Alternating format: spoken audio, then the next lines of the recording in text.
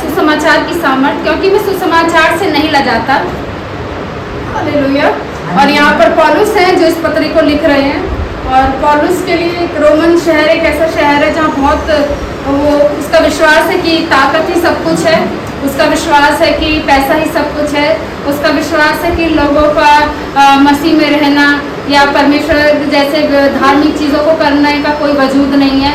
और ऐसे शहर के लोगों के लिए पौलुस क्या लिख रहे हैं, पत्री को लिख रहे हैं, जहाँ पर पौलुस बहुत ज़्यादा बर्डन फील करते हैं कि यहाँ के लोगों के लिए मैं क्या लिखूँ, प्रभु के वचन के लिए वो लिखते हैं। कहते हैं क्योंकि मैं सुसमाचार से नहीं लजाता, है ना, सुसमाचार से, क्योंकि बहुत से ऐसे लोग हैं रोमन्स में जो ऐसा मानते हैं कि हम ऐसे किसी व्यक्ति का प्रचार नहीं कर सकते जो घृणित मौत मरा। घृणित का मतलब इस तरीके की जो बहुत शेमफुल है ना, बहुत ज़्यादा निर्दयी।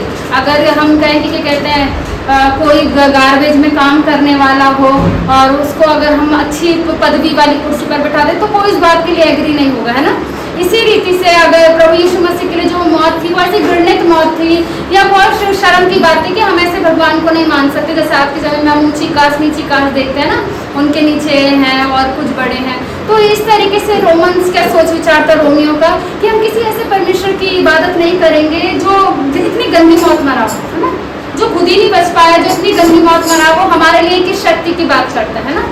तो अगर यहाँ के ग्रीक लोगों को देखें, यहूदी लोगों को देखें, तो वो तो अपने ज्ञान पर विश्वास करते थे, और रोमियो अपनी सेना पर बड़ा विश्वास करते थे, जो उन पे मिलिट्री पावर थी या उन पे जो पावर थी, धार्मिक चीज़ों को छोड़कर और जो चीज़ें थी वो उन सब पर भरोसा करते थे। तो प्रभु यहाँ पर पौलुस इस बात को समझाते हुए कहते हैं क्योंकि मैं सुसमाचार से नहीं लजाता। पौलुस खुद रोमन्स में है, रोमियो में है, रोम में रह रहे हैं, पत्र लिख रहे हैं, इस विषय पर बात कर रहे हैं कि मैं परमेश्वर के किससे नहीं लजाता, सुसमाचार से नहीं लजाता।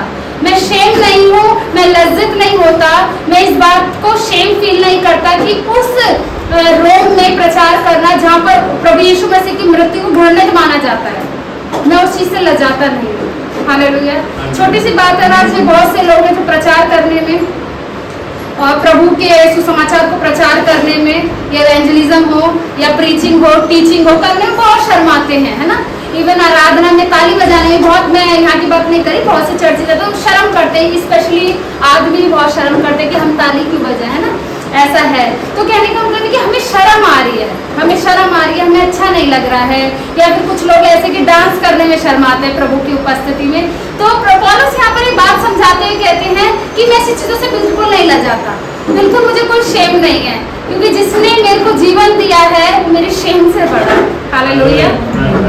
पौलुस यहाँ पर कहते हैं कि उस यीशु मसीह ने, जिसको मैंने देखा नहीं, सिर्फ अनुभव से देखा है, अनुभव सुना है, जिसको मैंने साक्षात सुना है लेकिन अनुभव से देखा है, उस जीवित परमेश्वर का प्रचार प्रसार करने में मैं नहीं लजाता। हालेलुया। और वो आगे इस बात को समझाते हुए कहते हैं कि ये शेम जो है, ये जो लजाना है, ये यहूदियों में बहुत है। परमेश्वर का पहला प्रचार उनके पास पहुंचा और पहले ही वो मनुष्य बने जिन्होंने प्रचार ग्रहण नहीं किया। हालेलुया। किन्होंने ग्रहण किया? जब यहूदी ने नहीं किया तो कहाँ चले गए पौलुस? किनके लिए बुलाहट थी? उनके लिए, जेंटाइल्स के लिए ना, अन्य जाति लोगों के लिए, और उन लोगों के लिए जो प्रभु के वचन को सुनना चाहते हैं, समझना चाहते हैं। इसलिए प्रभु का वचन बताता है, इसलिए कि वे हर एक विश्वास करने के लिए क्या है, पहले तो यहूदी के लिए, क्योंकि प्रभु यीशु मसीह यहूदियों में से निकल कर आ रहे हैं, इसलिए यहूदियों के लिए बोला गया है। और सबसे ज्यादा यहाँ पर यहूदियों को जरूरत थी प्रभु यीशु मसीह को ग्रहण करने के लिए, तब ये ट्रैवल करता हुआ सुसमाचार कहाँ जाता? और अन्य जातियों के पास। लेकिन डायरेक्टली ये कहाँ गया? अन्य जातियों के पास गया, क्योंकि यहूदियों ने ग्रहण नहीं किया।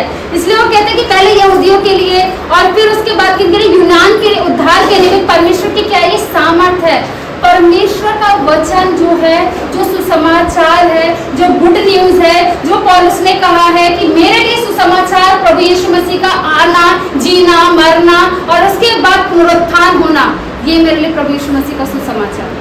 हालेलुया। जिसको मत्ती, मरकुस और यूहन्ना और जॉन लिखते हैं और कहते हैं कि क्या कहते हैं, प्रभु यीशु मसीह के सेवा कार्य के बारे में बता रखा है।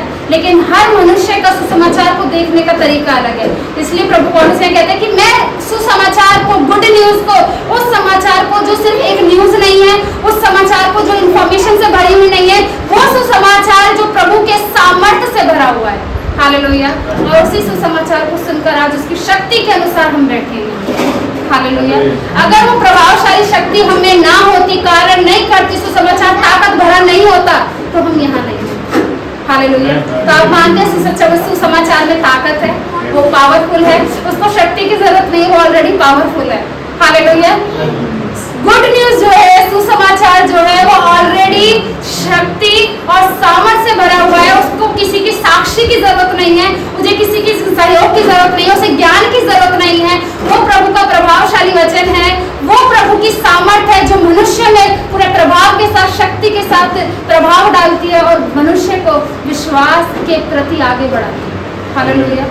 यदि हम सुसमाचार प्रभु यीशु मसीह के आने, उनकी सेवा, उनके मरण, उनके पुनरुत्थान पर भरोसा नहीं करते तो हम भवन में नहीं बैठे होते। हालेलुया। आपको समझ आ रहा है मैं क्या बताना चाहती हूँ? परमेश्वर का जो सुसमाचार है वो प्रभावशाली और पूरी शक्ति के साथ उस मनुष्य में काम करता है जो विश्वास के साथ उसके सुसमाचार को ग्रहण करता है। हालेलुया। इसलिए प्रभु का धन्यवाद करें। प्रभु, तूने विश्वास के बीज को बोया और उस समाचार को मैंने ग्रहण किया जिसको हर कोई ग्रहण नहीं कर सकता। इसलिए यहूदियों ने ग्रहण नहीं किया, इसीलिए वो ट्रेवल करता हुआ कहाँ चला गया? अन्य जातियों के पास, और वहाँ से बहुत से लोग विश्वास में आए, जिसमें इवन पौलुस भी क्या यहूदी है। और कहाँ पर प्रचार करना चाहिए? यहूदियों में, लेकिन कहाँ गए पहले करने? अन्य जातियों में। हालेलुया। आगे वचन इस तरीके से बताता है, क्योंकि उसमें परमेश्वर को धार्मिकता विश्वास से और विश्वास के लिए प्रकट होती है। जैसे लिखा है विश्वासी, है ना, विश्वासी जन किसे? विश्वास से धर्मी जन क्या रहेगा? जीवित रहेगा।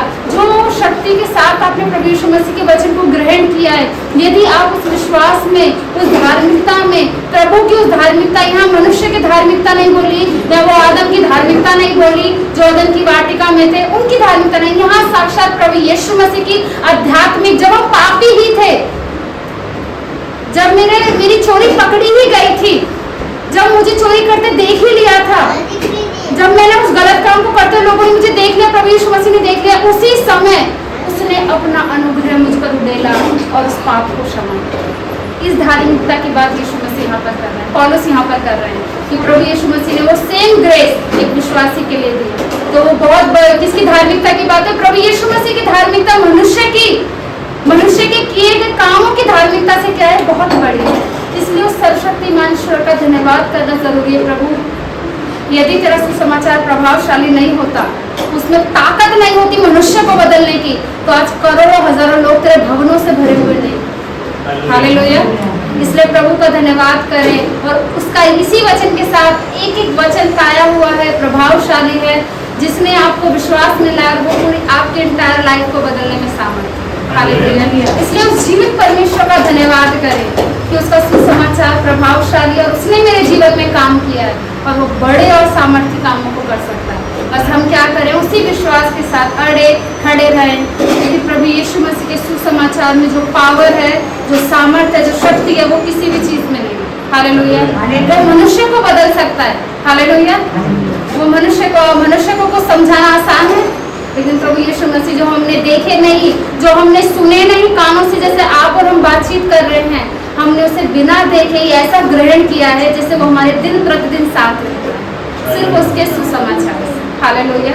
इसलिए परमेश्वर का धन्यवाद करें प्रभु कि आपका वचन प्रभावशाली है, सामर्थ्य है और हमने विश्वास से ग्रहण किया और सेम विश्वास के साथ उसमें बने रहें, ताकि प्रभु का जो पावर है, जो गुड न्यूज़ की सामर्थ्य है, सुसमाचार की प्रभावशाली शक्ति आप में बरकरार रहे, बनी रहे और आप इसको दुगना करें अपने विश्वास के द्वारा। यीशु मसीह के नाम से आपको आशीष मिले। इस वचन के द्वारा ये छोटी सी प्रार्थना